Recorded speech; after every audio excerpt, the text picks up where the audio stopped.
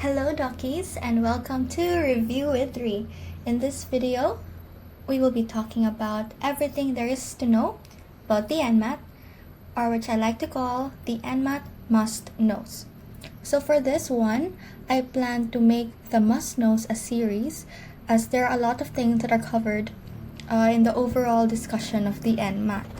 And if you have any questions, please put it down in the comments below and I will try my best to answer the questions, or better yet, include them in the next must-know video. So, let's start.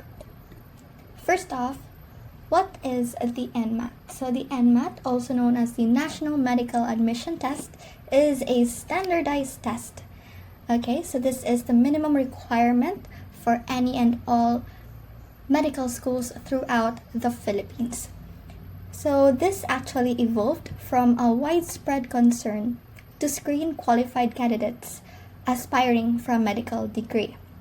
So during our undergrad, we all had to take the college entrance examination of specific universities. So for med school, there's a nationally designed entrance exam. So this is the NMAT. So this is currently available as an online computer-based test. So pre-pandemic, this used to be a face-to-face test or a typical pen-to-paper. But during and after the COVID-19, we were forced to do an online test. Okay, so don't fret, don't worry, do not overthink. The website interface for taking the NMAT is actually very user-friendly. So for now, let's move on to who conducts the NMAT. So the NMAT is actually conducted by the Center for Educational Measurement Incorporated, or CEM. It's not done by the CHED, not done by the DepEd or what. It's by the CEM. The CEM is actually the ones that are authorized to make and administer the test, as they have a wide experience in educational testing. Okay, so they were commissioned to develop the NMAT, and they ensure the reliability and validity of the test, and they also uphold the confidentiality of results and integrity of its administration. So let's now go to the most popular question in the NMAT FB group. If you're a member of that, they always ask, when can I take the NMAT? And when you go to the SEM website, it's actually there. Everything is there. You just have to read, okay? But don't worry, because I know now if you're interested in having a career in medicine, you're most likely an overthinker like me. So it's okay to just ask these questions. Do not feel like such a bubble for asking these questions. It's normal, and it's always best to double check. So yeah, just ask the questions in the FB group. Don't mind the haters, okay? And if you want, you could always comment below, okay, as I've said earlier, and I'll try my best to answer it. So when can you take the NMAT? The NMAT actually occurs throughout the year. It's all year round, guys. There are 2 cycles. This includes October to November as well as January to February. So those 4 months, that is all one cycle. The next cycle is April to May. The most popular schedule for the NMAT is actually October to November, as most top medical schools in the country start their application or open their application around end of November and early December. And they also accept late submission of the NMAT result at around mid-February. So that's why a lot of students take their exams in the first cycle. Okay? And then the April to May cycle is actually very notorious for being the easier test out of the 2 cycles in a year. There is no certainty to this. This is just hearsay, because a lot of people say that April to May NMAT cycle is the easiest. Most likely because there's less competition, as I've said already. I'm not sure, but I actually took my exam on the April to May cycle, and I got myself a 99 plus PR. So there's that for your future reference, but I'm not being certain on anything, okay? So now let's move on. We will be talking about, this is the main guys introduction lang yung first, okay? Sorry, I'm such a blubbermouth. Anywho, let's go. So we have here the SEM website to familiarize the ins and outs of the website interface. Another one would be the coverage of the NMAT exam. So there are the parts and subtests that make up the NMAT. And then lastly, we'll be talking about the overview, okay? The number of items and the time allotment per part or subtest. So let's get started for real, okay? So first off, the SEM website. So this one, guys, is actually what the SEM website looks like, okay? So this is also known as the NMAT, Online Registration System. I've put the link here below, so you can just visit this one. So here, as you can see, they have their options, the home, the account, creating NMAT account. So if ever you're interested to know exactly how to do these things, although it is already laid out extensively in the website, I would be delighted to show you around if you feel like you want my help on it. Okay, so this bulletin of information is actually a lot. I just screenshot or captured specific parts because it's to make it aesthetic, guys. I'm so sorry, but you can see that even now you just copy this one to another tab and you can see what I'm talking about. Okay, so here we have the bulletin of information. There are a lot of things here. We also have the must know, so everything you need to know. That's why if you're in the FB group, guys, they always say just read. I'm so sorry. I'm an overthinker, so sometimes I ask questions, but anywho, it's all there. Just take the time to read. Okay, so let's move on. The coverage. So here, when I first started to learn about the NMAT, and then before my review, I did review centers kasi. So before the start of the review, I wanted to be ready with anything. So first off, I found my way around the parts and the subtests, and I wanted to learn as much as possible with the specifications of each one. So first off, the part 1, also known as the aptitude part. We have here the verbal, the inductive reasoning, quantitative, and the perceptual ability. So most people, this is actually kind of like an IQ test. So it may come off easier because no matter how lost you are, you will always have an answer, you guys. But here, the part 2, this is the special areas. This is composed of the biology, physics, social science, and chemistry there. My god. They have computations and such, and sometimes you forget the basic fundamental principles, so you're gonna have trouble here sometimes, okay? And then this part 2 is actually timed less than the part 1, so the time pressure is real. Moving on, first off, the verbal. So verbal subtest is actually consists of 2 types of exams. We have here the word analogies or just analogies, and then the reading comprehension. They measure the verbal reasoning, inferential, and also the analytical abilities. So here, there's an example. You just read it. This is actually from the SEM Practice Test 2019. It's included there in the SEM website, and this is also my reference. Later on in the last part of my video, I always include my references because we are academics, you guys. You always have to have references. I'm just gonna input there the link of the website as well, so you could visit it, okay? Even if sometimes kasi it's so hard to find it website because you're gonna have to go through a lot of buttons, click a lot of links. So I'm just gonna put there for your ease, okay? So we have here analogies. So this is just man is to woman as boy is to black. So you're gonna have to figure out what the relationship of the first pair is, apply it to the next pair, and then choose the best answer. So here the answer would be girl, okay? And then next would be the reading comprehension. So this takes a bunch out of your time for the verbal part because the selections are actually very lengthy, and then sometimes it only has like 1 or 2 questions to answer that, and then another lengthy paragraph. So you have to practice fast reading, okay? Next up, we're gonna go with inductive reasoning. So this subtest consists of number, letter, and figural series and figure grouping items. So these items measure your induction, a reasoning that occurs in the absence of complete information. So this is like the typical IQ test that you would see. We have here a figure series wherein 3 or more boxes with items are shown in front of you, and then you would analyze which is the fourth pair or the next pair. Okay, so that's a series, and there are a lot of techniques about this, and I will make videos about all of these subtests, you guys. For this one, the figure series, the answer would be the full diamond, so that would be the C. So you can see here, it has been added in this direction.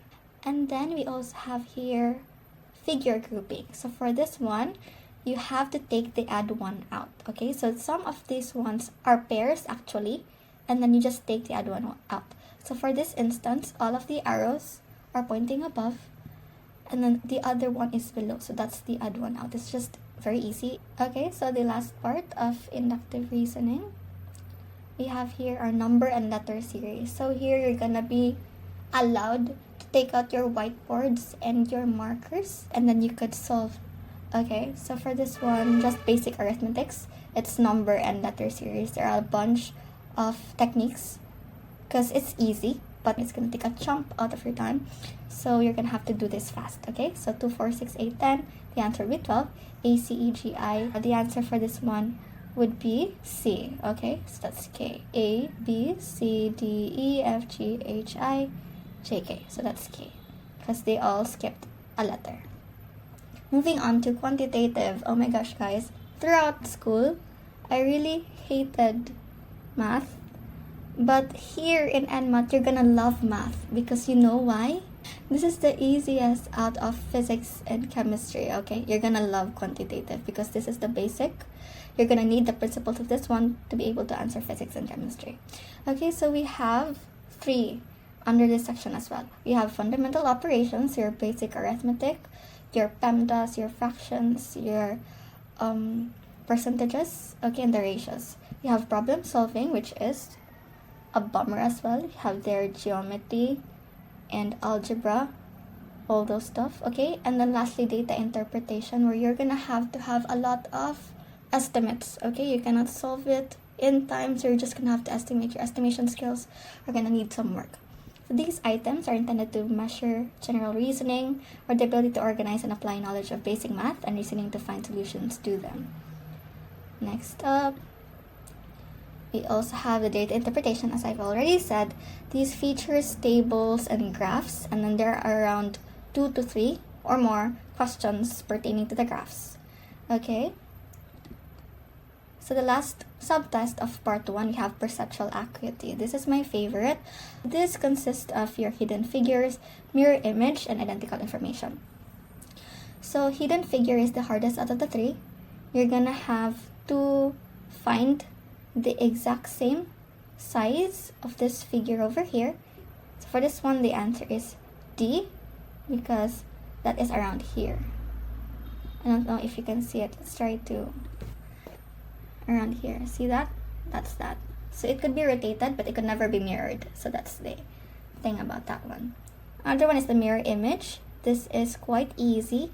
Don't compare this to the sample. Compare the choices with the other choices so that you could eliminate the choices faster. Okay? I will provide it in depth tips and tricks, techniques for the perceptual acuity and inductive reasoning, but that's all going to be in the next couple of videos. Okay? Lastly, identical information. This is the easiest one. You're just gonna have to look at what makes them different from each other. Follow this one here, the example, and then same with the mirror image. You're just gonna compare the choices with each other, and then process of elimination until you get the right one. So most of the exam takers, I believe, would have low scores on this one because this takes a lot of time. And then if you answer from verbal all the way to perceptual acuity in that order, then you're gonna run out of time by this part. Okay, so make sure to allot your time well. Okay, so let's now go to the part 2. So for this one, we have here the 4 subtests, which are limited to concepts that are common and basic to the curricula of college introductory courses, particularly the degree of programs considered as pre-medical courses. So these ones are the ones that are a bit harder because although they are basic, it's actually a very wide range of topics. Okay, we have here our biology, which includes anatomy and physiology, botany, ecology, genetics, general bio, and zoology. We also have our physics, which includes the classical and modern physics. The classical would involve optics, mechanics, and acoustics, whereas the modern would involve quantum, nuclear, and atomic. We also have social science, which includes anthropology, psychology, and sociology. So this is one of the hardest because social sciences is very wide, and you need to memorize everything. You cannot just familiarize because sometimes really have to pinpoint the answer. Okay? And then for chemistry, which includes analytical, biochem, general chem, as well as organic chemistry. So, these ones, they say are easier to take when you're fresh off of senior high school because those are the exact topics that would come out of your NMAT in part 2. Sadly though, you cannot do that anymore. They said kasi before na you should take it fresh off of high school when there's no K-12 yet. But now that there is K-12, after senior high school, the validity of the NMAT result is only up to 2 years. So by the time you will get into medical school, it would have already expired. Most of the exams here, they're not really that deep. They're basic, but because they're so basic, you forgot about them already. So that's why you just have to review your knowledge on these ones. Especially physics and chemistry, those are bitches. Okay, so lastly, we have here the overview. So the number of items and time allotment per part or subtest. Siguro, I'm gonna quickly insert here how I allot my time so that you have an idea of how you're gonna do yours. If you're starting out, I highly suggest you take practice questions, usually from Filipino, because they have a lot of the collection. They have a test bank for that one, so you could take their tests. They have the answer key as well, and then you're gonna gauge which parts you're best at and which parts need work, because after that you're gonna focus on the parts that need work first and then work your way to the parts that you're already good at. So we have here part 1, okay, the aptitude test. We have the verbal, inductive, reasoning, quantitative, and perceptual. The number of items for each of these ones are all 30. So this equates to 120 items for part 1. This is the recommended time allotment though, but you don't have to follow it. So around 30 minutes for verbal, 35 minutes for inductive, 40 minutes for quantitative, and 30 minutes for perceptual acuity. This totals to 2 hours and 15 minutes for the entire part 1. What I do for this one actually, I really suck at quantitative. I know how to solve, but it takes so much time. Okay, you don't have a calculator, you only have your mind and then your whiteboard and marker with you. So that limits your ability. So that's why you're gonna have to practice a lot to improve that. So what I do, I'm actually good at perceptual acuity and inductive reasoning. So instead of 30 minutes, I take around 20 minutes or less for each of them. And then I do verbal at around 30 because even though you could just speed run the analogies, the reading comprehension are gonna bite you in the ass. Okay? So I think around 30 minutes we do. The rest of the remaining time, you're gonna pour it all on quantitative and hope that you still have enough time to answer everything, because sometimes you're not gonna be able to finish. So make sure to have an answer on everything, even if you do not know, okay? So that at least, you have a chance. It's better to have a chance at one point than to have 0 immediately, okay? Next one, we have part 2, or the special areas. Biology, physics, social science, and chemistry all have 30 items each, but this time you're down to 1 hour and 30 minutes to complete the entire part.